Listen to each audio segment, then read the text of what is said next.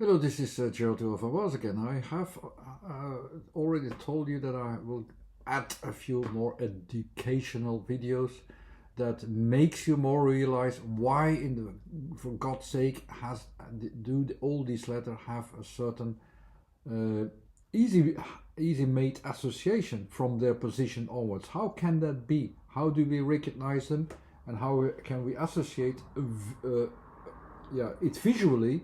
While we only hear it orally, it's actually the same thing. You just have to switch it from a visualization of the oral thing into an understanding of what kind of qualities this brings. There's a numerical system behind it, a geometrical system behind it, a lot more things behind it that all follow that same pattern, the way how we recognize things in general.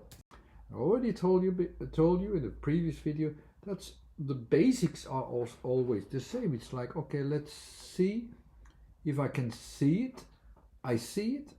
I'm not sure if I can steal it. These three kinds of options are repeated in different ways that I'm going to build up in the next videos.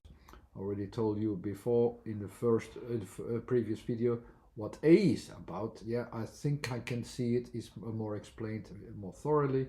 And it brings you to the understanding of why you use A and not another letter, for instance, also not as a vocal, but just A. And when do you use that? With the T, it's yes, I see it clearly. With K's, I'm not sure if I really see it. It's also no longer sure if it is really a steady focus there, as if it's some other things are already taking part of it, or it's a bit unstable if I have how I have my vision. With T, it's quite stable, as you can see there. What will be the effect then if I have that a T position?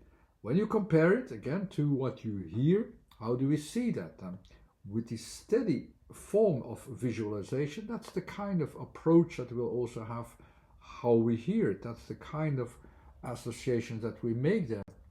We repeat them, for instance, here.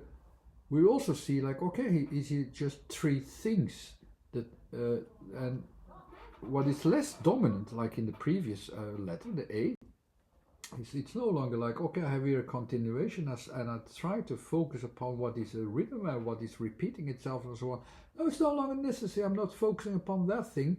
This repeated pulse will no longer be the dominant idea of what I'm focusing upon. The dominant idea, you could figure out yourself. So what's the dominant idea actually? To distinct this, what am I distincting here very much?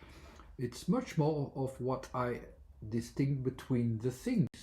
Between the things, that's what it is. That's that sound also that pops up between these things that makes you also realize the same thing. It's because you have a sharpness in vision, a sharpness how you can see that, you hear that, and you associate the same kind of things.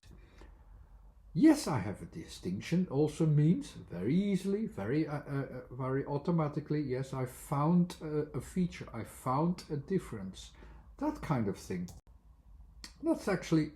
It's actually that simple, and this is already video about the second letter. I will continue in the next couple of videos once I find the time to add even more. Thanks again for watching, bye.